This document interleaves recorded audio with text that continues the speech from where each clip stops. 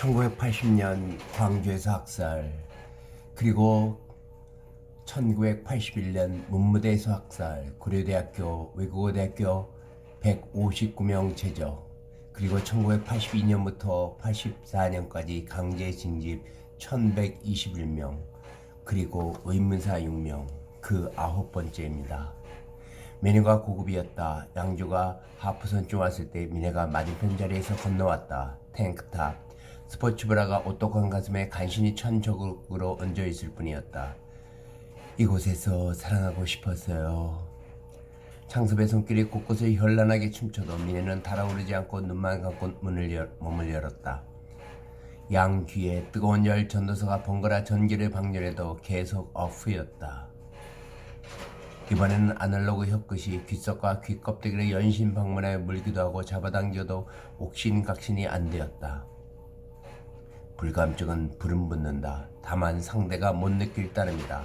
이 방은 탄탄해지다가 이제는 돌처럼 무거워져 가고 있었다. 커다란 사과를 반절에 한쪽씩 놓은 것 같았다. 하지만 사과는 먹음직스러운 유두가 없다. 개통식 전날 수줍어하는 도로를 먼저 달리며 괜히 미안하다. 어차피 내일 달릴 건데도 넣어주세요. 처녀가 비로소 비음으로 얘기했다.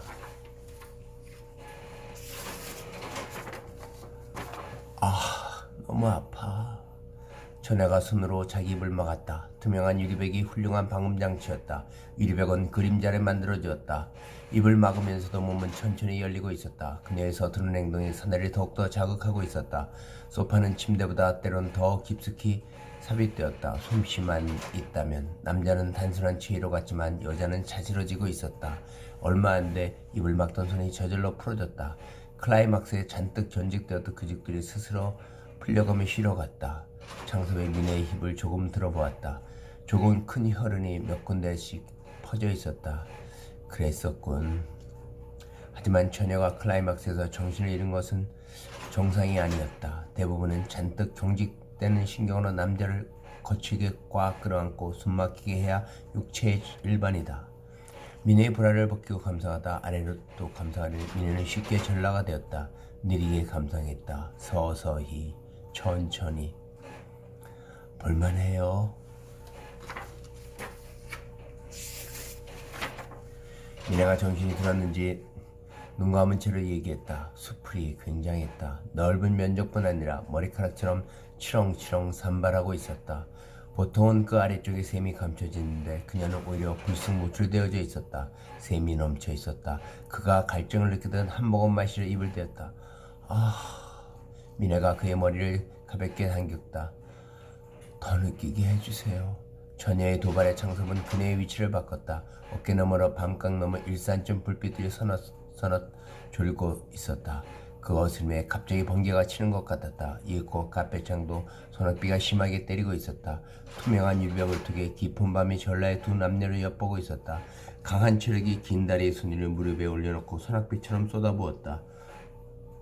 소녀는 언제 처음이냐는 듯이 비몽사몽 넘나들며 처음의 전율을 짜릿하게 느끼고 있었다. 나 이 사람 사랑할 테야. 하지만 절정의 신물 연신 토해내야 하는데 또 처녀는 그냥 혼절했다.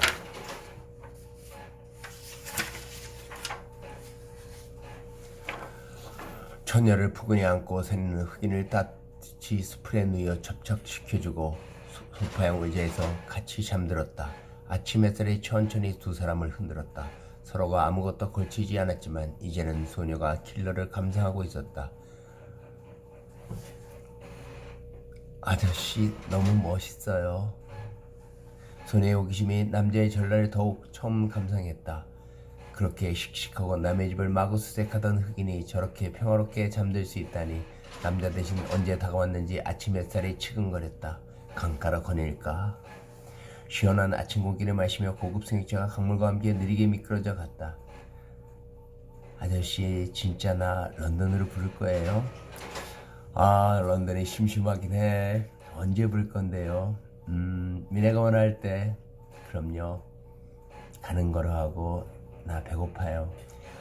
미네는 내비에 강화도 에버리지 호텔이라고 쳤다. 오전 11시에 강화도는 오만하다. 무대에 사람이 와서 인사도 건네지 않는다. 마니산이 혼자 볕을 쬐고 있었다. 남의 살을 살살 슬쩍 태워볼까? 가을볕은 누구든지 호시탐탐 노린다. 그러다 조금만 허점을 보이면 순식간에 다가 가을때볕으로 그을리고 미안한 듯 뒤꿈치 물러난다. 커플 스테이크 주세요. 한 잔의 커피라고 미네가 식사를 주문하는데 어쩐 일인지 위급 신호가 경보하고 있었다. 창섭의 고급 승용차는 일단 내리고 자리를 뜨면 자동으로 블랙박스가 4기로 작동한다. 화면으로 차 주변을 본부 영상실로 4기를 송출하고 감시자가 경보 상황이면 위급을 경보한다. 그럴 리가 없는데. 위급 경보에서 1급으로 변했다. 한 단계 위다. 순간적으로 버튼을 눌렀다. 고급 승용차가 굉음과 함께 터지며 검은 연기를 뿜었다. 폭음은 암살자의 총기를 흔들리게 했다. 불과 2, 3초 차이였다. 검은 연기가 주변에 지나치게 많이 퍼졌다. 그 검은 연기가 실내까지 들이닥쳐 암살자는 타깃을 놓쳤다. 창섭은 검은 연기를 이용해 미네의 손을 이끌고 아주 낮은 자세로 이어폰이 인도하는 길로 민첩하게 움직였다. 주방으로 인도된 길은 어느덧 얕은 언덕을 내려가고 있었다. 언덕은 탁 트인 바다를 두 사람에게 선물했다. 언제 그랬냐는 듯 바다 공기를 배 깊숙이 들이마셨다. 짠 냄새까지 배부 깊숙이 들어왔다. 미네가 소변을 보러 길 옆으로 갔다. 쇼팬티를 내리고 늘씬한 다리에서 연결돼 힘은 힘찬 소변을 마구 쏟아냈다. 지면을 때리는 소변이 의외로 컸다. 산에는 처녀의 소변을 물끄러미 쳐다보다 뒤로 다가갔다. 처녀가 부끄러운지 소변을 보다 얼른 일어났다. 사내가 조금 더 빨랐다. 뒤에서 쑥 밀어 넣었다. 처녀는 멈칫하다 엉거주춤한 자세로 당했다. 금세 얼굴이 확확 달아올랐다. 사내는 바다를 보면서 느리게 빠르게 느낌을 강약했다. 처녀는 순간적으로 당했지만 수풀이 정상이 되어버린 채 위에서 특이한 전율을 느끼면서도 푸른 바다를 감상했다. 호흡만 가파리지 않는다면 하늘과 닿은 지평선을 좀 더 편안히 감상할 수 있을 텐데. 이제 너무 느려진 진행은 오히려 미네에게는 더 자극적이고 다른 전율이 이어갔다. 기차가 터널을 들어올 때는 천천히 다니다가 어둠의 터널 속에서는 굉음의 속도로 정신없이 달린다. 그리고 언제는 아주 천천히 달린다. 저속이 의외로 감미로울 때다.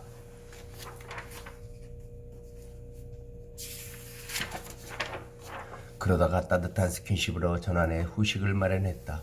언덕을 다 내려오니 놀랍게도 동일한 고급 승용차가 그들 앞에 서 있었다. 아니, 우리 차 폭발했잖아요, 아저씨. 차도 사람처럼 쌍둥이가 있어. 강화도 해안도로는 선명한 바닷길을 연인에게 펼쳐주었다. 너무 멋져요. 저 바다. 조금 달리다 펜션으로 조용히 미끄러들었다. 안 무서웠어? 벗겨주세요. 동문서답이었다. 그래, 미네의 전라를 발코니에서 감상하려니 푸른 바다가 배경이었다. 전라의 미네는 바다 배경으로 셀카를 찍었다. 탐스런 두 봉우리가 기다림을 지루해 했다. 손길을 주세요. 손길을 마구 터나요. 벌써요? 윤 팀장은 강화도 자동차 폭발 사건에 노심초사했다. 혹시 자신들을 의심하지 않을까 우려해서 좌불안석이었다. 그들의 미행은 오히려 케어였다.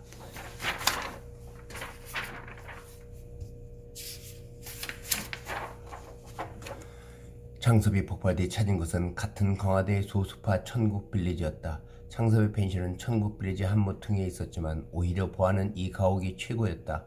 2층으로 된 펜션은 응접실 1층과 럭셔리한 2층 침실로 되어 있었다. 천국빌리지는 100여 호가 넘는 단독가옥과 10층 규모의 호텔형 콘도가 주요 숙박시설이었다. 정중앙의 콘도를 중심으로 100여 호의 가옥들이 병풍처럼 둘러서서 옹기종기의 모습은 그지없이 평화스러웠다. 천국빌리지는 해안도로 건너 바다를 음미한다. 오후 3시 4시경에 온 세상에서 모여든 햇살이 바다 표면을 현란하게 스케이팅한다. 그러면 대패질에 켜놓은 잔물개들이 꾸준히 움직여 바다를 넘치듯 말듯 했다. 그 아름다운 자연은 신의 말씀으로 신도들에게 전해져 자신의 종교에 순종하게 했다. 말씀이 없이는 이렇게 아름다울 수가 없어. 말씀으로 모든 것을 창조하셨어. 그들은 모든 것을 내놓았다. 천국, 빌리지, 신앙촌이었다. 이단들의 천국. 그들은 바다가 펼쳐지는 느슨 하지만 광활한 언덕의 나름대로의 전망 좋은 지역을 솜씨있게 예쁜 집으로 써놓고 비즈니스를 하는 것이다. 처음 오늘은 전혀 못 느끼는 완벽한 보안도 유지했다. 일단 해안도로로부터 어느 정도 거리가 있어 외부인이 도보든 차량이든 접근이 힘들었다. 밤은 의외로 전망이 더 좋아 기도자들이 늘 나선형 모양의 낮은 언덕을 오르락 내리락하며 기도의 순례를 했다. 그 순례의 길은 신앙촌을 몇 겹으로 둘러가고 있었다. 순례자들의 안전을 고려해 곳곳에 젊은 사람들이 배치되어 있고 그것은 한편으론 경계근무의 역할에 침입은 어떻게든 불가였다. 창섭은 크리스마스를 기다리고 있었다. 사업 목적으로. 개인적인 일은 유보하고 있었다. 그렇다고 먼 유보는 아니었다. 바둑을 둘 때 국면이 복잡하면 오히려 손을 빼고 다른 곳부터 든다. 상대편이 다시 개시하면 응전한다. 프로는 상대편이 하자는 대로 절대 하지 않는다. 그렇게 하면 그것은 고수의 속임수일 따름이다. 아무리 서린호의 딸과 같이 있어도 해결 안 할 그는 아니었다. 너무 오랜 세월을 문무대로 시달려서 정리를 어떤 식으로든 해야 정상적인 삶을 다시 얻을 수 있을 것 같았다.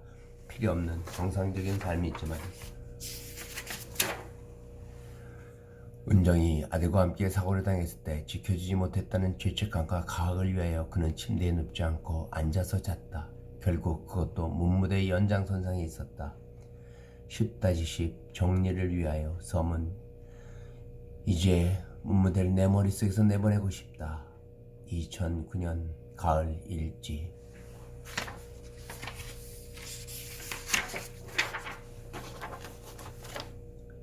먹고 20억이야. 5억이 모자라네. 내가 채워놓으면 되지. 자녀가 참 잘들 되었구나. 미숙이 외모를 그대로 가져갔어. 엄마는 160인데 딸들은 다 170이 넘어. 자식 자랑도 할 줄 아네. 둘은 웃었다. 하지만 뭔지 이것이 세상에서 마지막 인사일지도 모른다는 예감이 두 사람 모두에게 들었다. 이제 그만두려고. 그래야지. 진극이는 어떻게 살아? 대답 대신 경산이 웃었다. 진짜 모르나? 알지만 이해가 안 돼서 그러지. 스스드시가 달랐던 거 기억하나? 그런 일도 있었나?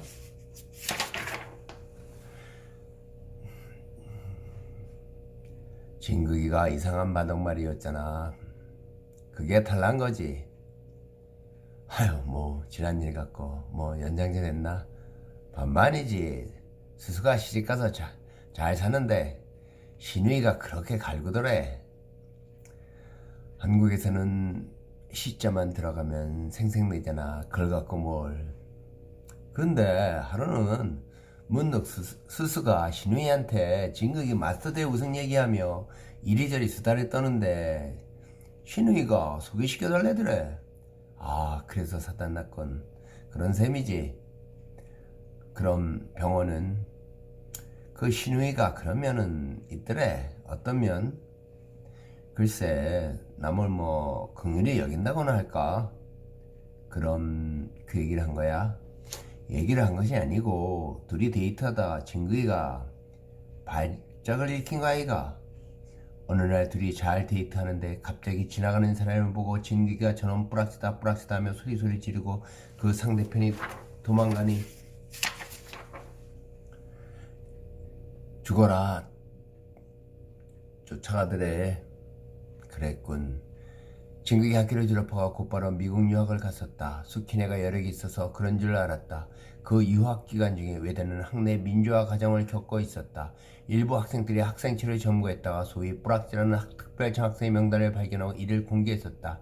액수가 큰 대표적인 학생들 중에 진극이 이름이 있었다. 사실 유학비도 출처가 학생체였다. 다리 없는 소문은 외대 동기는 물론 유학생들 사이에서 뛰어다녔고 급기야는 진극이 자살로 이어졌다. 병원에 신속한 대치로 생명은 건졌지만 우울증과 분노 조절 장애를 얻게 되었다. 숙희는 떠나고 정신분열증만 남았었다. 편의점을 둘이서 하는데 잘 되는 모양인데 진극이가 종종 병 때문에 손님들한테 버럭버럭 소리를 질러서 뭔 잘하는데 먹고